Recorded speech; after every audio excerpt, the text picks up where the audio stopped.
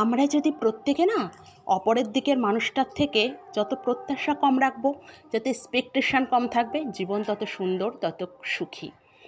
যত প্রত্যাশা তত দুঃখ, তত কষ্ট, জানো তো? তাই উল্টো দিকের মানুষটার থেকে সবসময় প্রত্যাশা কম রাখতে হবে। সে আমাকে এটা দেবে, ওটা দেবে, এটা চাই, ওটা চাই, এই যে প্রত্যেকের, সেটা স্বামী হোক, মা বাবা হোক, ভাই বোন হোক, যে কেউ হোক, প্রত্যেকের থেকে যত আশা কম থাকবে, প্রত্যাশা কম থাকবে, তত দেখবে জীবন সুন্দর হবে।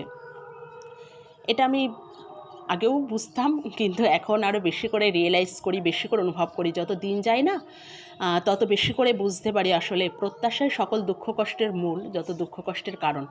তাই কারোর কাছ থেকে কোনো রকম আশা করা যাবে না।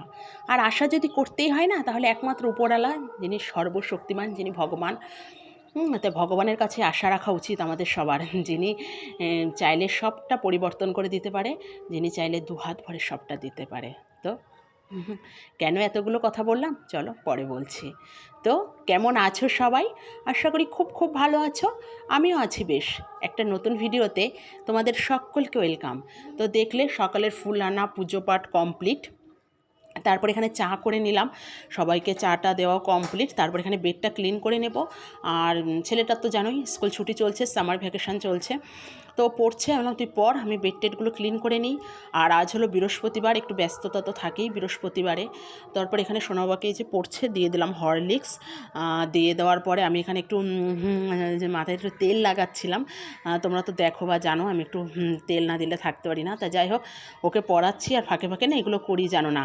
ওই দেখো মুখের সমানে ওকে পড়াচ্ছি, আর এছাড়া কোনো উপায় নেই, জানো না। ওকে পড়াই আর এর সাথে সাথে এই কাজ করি, মুখ দিয়ে বলতে থাকি আর হাতে কাজ চলে, জানো না।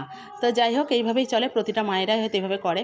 তো যাই হোক, পড়াচ্ছি আর তারপর এখানে একটু চুলে তেল টেল দিয়ে নিচ্ছিলাম। আর ভীষণ তো গরম পড়ছে, গরমের কথা আর তো বলার মানে কিছু নেই। তার ফাঁকে এখানে রুটি টুটি সব করে নিয়েছি, সব তো দেখানো সম্ভব হয় না, প্রচুর ব্যস্ততা থাকে তো সকালবেলায় তাড়াহুড়ো করে। তারপর এখানে দুপুরে রান্নাবান্না বসিয়ে দিয়েছি। গরমে না রান্নাঘরে তো 1 মিনিট দাঁড়ানো যাচ্ছে না, একবারে স্নান হয়ে যাচ্ছে অবস্থা। তো তারপরে এখানে আলু কাঁকরোল ভাজা করে নিলাম, দেখলে রুটির জন্য। তারপরে এখানে আলু পটলের রসা, তারপরে তোমার এরকম প্রচুর হয়েছিল, ডাল, মাছ, অনেক কিছু হয়ে যায় অল্প অল্প করে। তো যাই হোক, এখানে ঝমঝম করে সেই রান্নাবান্নাগুলো সেরে নেব, মানে যত তাড়াতাড়ি আর কি করে চলে আসা যায়। আর এটা পেঁয়াজটা ভাজছি, এটা আজকে করব হলো ওই ঘ্যাটকলের ডাঁটা। আগের দিন করেছিলাম নিরামিষ, আর আজকে করব, মা বলে একটু পেঁয়াজ দিয়ে করো, আমাদের বাবাকে আর দেবো না, আমরাই খাবো। আর এটা তোমার ভীষণ ভীষণ ভীষণ পছন্দের, তোমার তো জানো আমি বলি। তো আজকে পেঁয়াজ দিয়ে করবো, পেঁয়াজ দিয়ে অ্যাকচুয়ালি ভালো লাগে, তো আমাদের বাবার জন্য নিরামিষ করতে হয়, আমাদের বাবাও খায়। তা আজকে আর দেবো না, মা বললো মানে পেঁয়াজ দিয়েই করো। তো এটা করে নিচ্ছিলাম। তারপরে হবে মাছের ডিমের বড়া, এইসব প্রচুর রান্না হয় জানো, অল্প অল্প করে রোজ। আমি দেখি কোনো দিন মানে কম হয় না, রোজই 4-5 ভাগে হয়ে যায়, জানো না।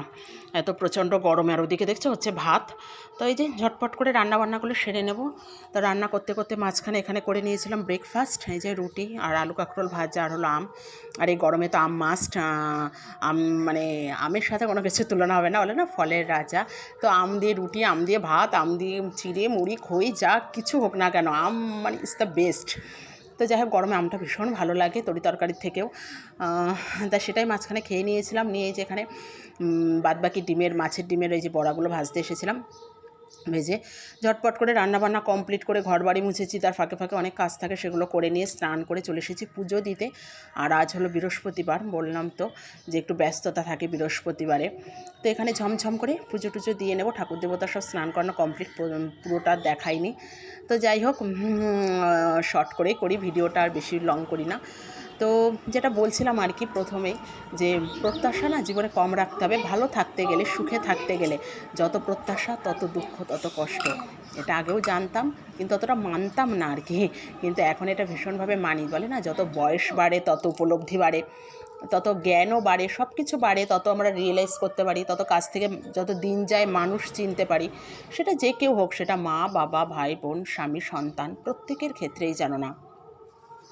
তুমি কোনো আশা রাখবে না, কোনো আশা না রেখে মানুষের সাথে মিশবে, মানুষের সাথে সম্পর্ক রাখবে, তাহলে দেখবে সব ঠিক আছে, খুব ভালো আছো, হ্যাপি আছো, কোনো সমস্যা নেই, কোনো দুঃখ কষ্ট নেই।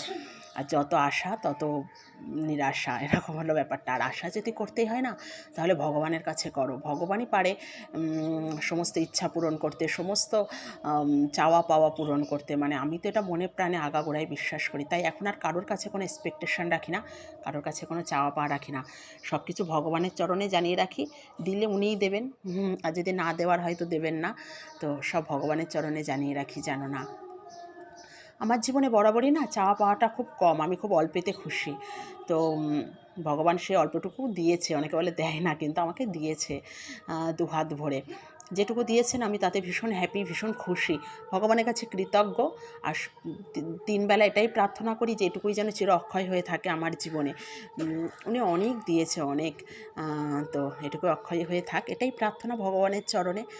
আর ওই যে বললাম, এখন আর কারোর কাছে কোনো এক্সপেকটেশন রাখি না, আগে তাও রাখতাম। যত দিন যাচ্ছে, যত বয়স বাড়ছে, যত মানুষ চিনতে শিখছি, একটা মানে কী বলবো, মানুষকে তো আর পুরোপুরি চেনা যায় না, কাছে থেকেও বোঝা যায় না, কিন্তু কিছুটা হলেও আন্দাজ করা যায়। তা যত মানুষ চিনতে শিখছি না, যত বয়স বাড়ছে, জ্ঞানের বয়স বাড়ছে, তত আশা প্রত্যাশা মানুষের থেকে একদম কমে এসেছে আর কি, কমে আসছে। এখন সব কিছু ভগবান, তো ভগবানের চরণে সব দিয়ে রেখেছে, উনি সবটা জানেন, সবটা বোঝেন, আর যেটা ভালো মনে হবে ওনার কাছে উনি সেটাই করবেন। তো দেখো, যাই হোক, তোমাদের সাথে কথা বলতে বলতে আমার এখানে পুজো পাঠ কমপ্লিট। আর এই যে ভগবানকে আরতি করে নেব, তো ঝটপট করে এই যে পুজো পাঠ কমপ্লিট, মানে পুজোটা করে নিচ্ছিলাম আর কি। আর হলো মানে পুজো করতে বসে না, মানে মনটাই আলাদা ভালো হয়ে যায়, আলাদা শান্তি হয়ে যায়, একদম মন প্রাণ দিয়ে ভগবানের পুজোটা করি।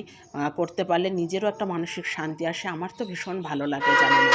তাই যে ঝটপট করে নিচ্ছিলাম, নিয়ে এখানে তুলসী গাছে জল দিয়ে নেব। আর মানে এখানে দেখেছো গোড়া দিয়ে অনেক ছোট ছোট তুলসীর চারাও বেরিয়েছে টবের ভেতরে। তো ছোট ছোট অনেক মানে গাছ বেরিয়েছে, ছোট ছোট একটু খুঁড়িয়ে দিতে হবে, মাটিটা অনেকদিন খোঁড়া হয়নি, ছোট ছোট গাছগুলো বেরোচ্ছে, তো ওই জন্য আর কি খুঁড়ছি না, যে ওগুলো আবার উঠে টুটে যাবে এখনই। আর বাইরে দেখেছো ভ্যাবসা ওয়েদার, রোদ্দুর যে আহামরি খুব আছে তা না, তবুও একটা ভীষণ থেকে থেকে রোদ্দুর আসে, মেঘলা ওয়েদার, আর ভীষণ গরম, জানো না।